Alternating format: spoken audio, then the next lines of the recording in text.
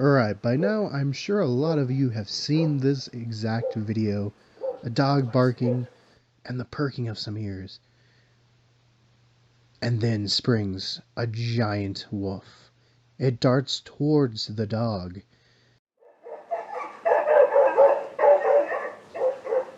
I'm here to talk to you about our new series, Culz Fun Facts. Was this little guy here, the orangutan. So what do you think, vampire or just unfortunate soul?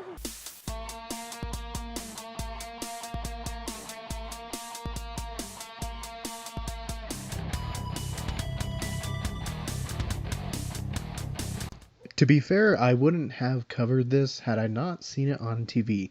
To me, it's clearly a very large timber wolf, yet the unnamed show called it a living dire wolf.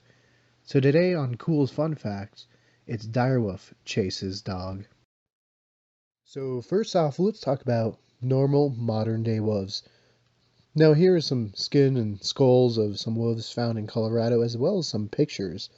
They do cover large swaths of North America, including Canada, the western portion of North America, and some eastern states, at least up north. To get some better pictures and video of wolves, though, we're going to travel up to Keenesburg, Colorado, to the Wild Animal Sanctuary. So as I had previously stated at the beginning of this video, I do believe the footage just shows a rather large timber wolf, which was just relaxing, chilling, and a dog got far too close.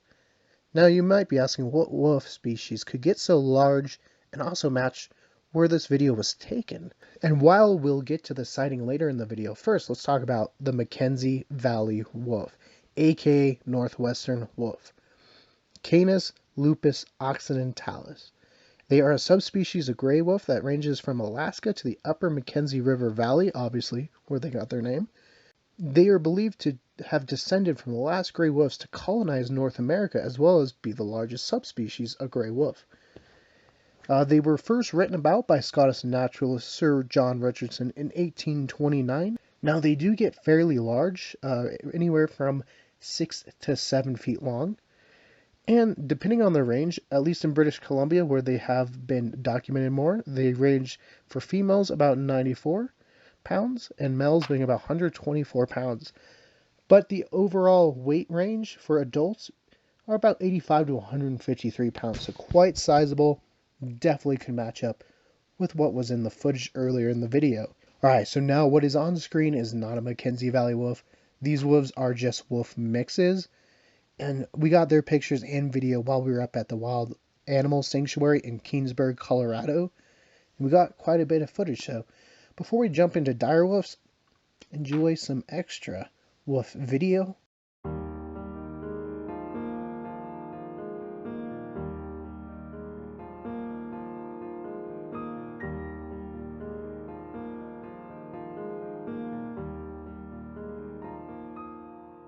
So now let's jump into dire wolves, which aren't wolves at all.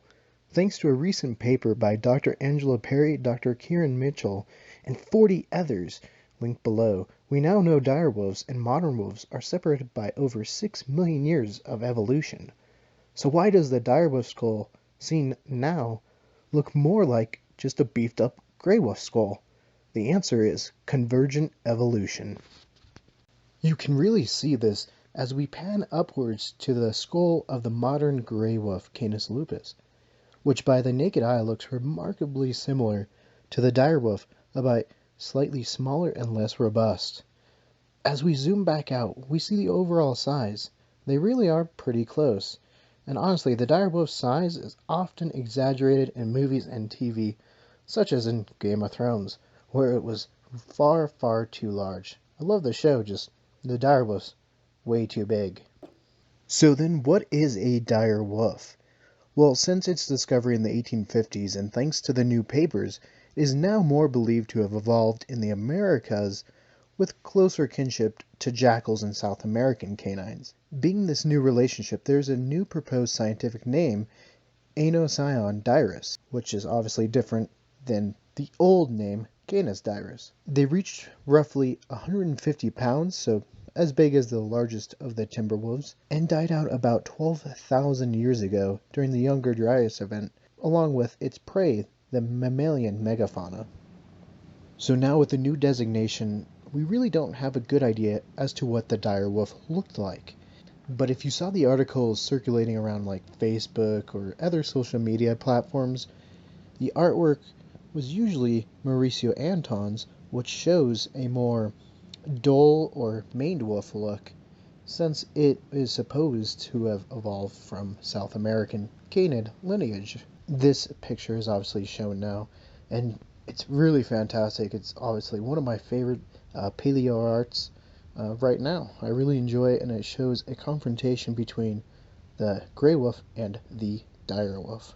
So while I could go on and on about the new study with the dire wolf, I think I'll save that for a future fossil frenzy episode, especially with more research that comes out, as well as a trip to the La Brea tar pits, hopefully in the near future. As far as going back to the account that we started off this with, the footage shot, it's kind of fascinating to see that it has gone from originally being stated as a just regular large black timber wolf to a dire wolf.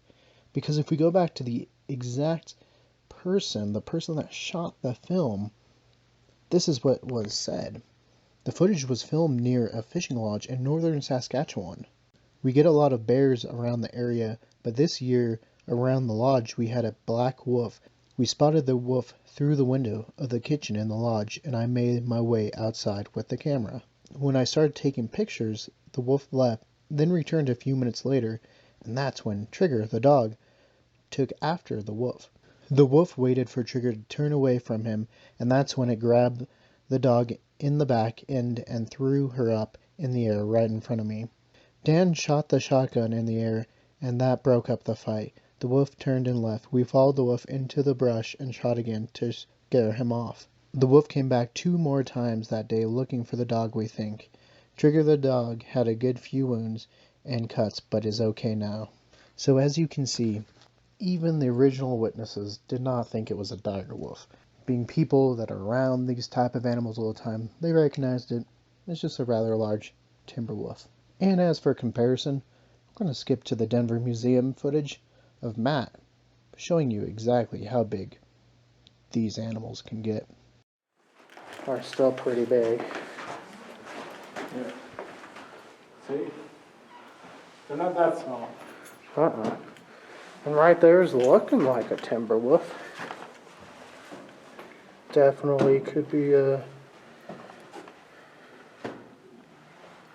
See, not dire wolf. We got 3 wolves right here that are similar enough in color that were real live wolves that are not, again, dire wolves.